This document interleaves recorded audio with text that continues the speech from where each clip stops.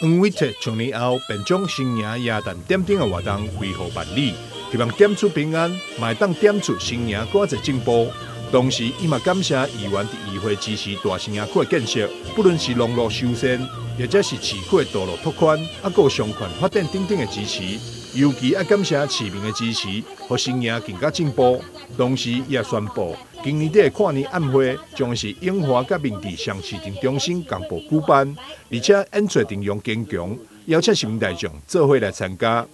点灯的意义不只是点个灯就算，是希望点出平安，也希望我们新营点出更多的进步。非常感谢各位议员在议会都一直支持我们大新营区的建设。那我们除了长盛营区做好之外，我们也一步一步的很多好的，包括比较乡下的地方，我把比较农村的地方把农路做得更好，比较靠都市的地方，我们那个复兴路现在也在积极规划要把这个复兴路拓宽做好。那尤其很多议员都很关心包括我们新营的这个商圈发展所以我们也会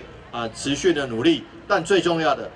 如果没有各位的支持，我们新营不会更好。2号伫明治中心的耶诞点灯活动，为下晡就真热烈，不但有市集通好势，还有新国高中的舞蹈表演、活水之泉敬拜团的西瓜礼赞、回南舞集的原民舞蹈、非洲太阳歌舞剧团，以及有5位儿童合唱团的演唱，为活动加开序幕。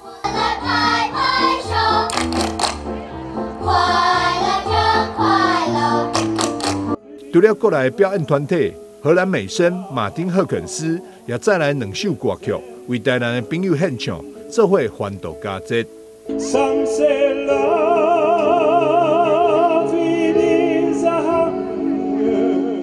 秘书处表示，市府非常重视市民广场的活化，甲帮助青年回乡创业。今年的节目表演以及市集，拢是由台南在地团体来共享盛举。望未来会当伫市民广场建立艺文展演平台，形塑文化城市的意向。记者张秀维采访报道。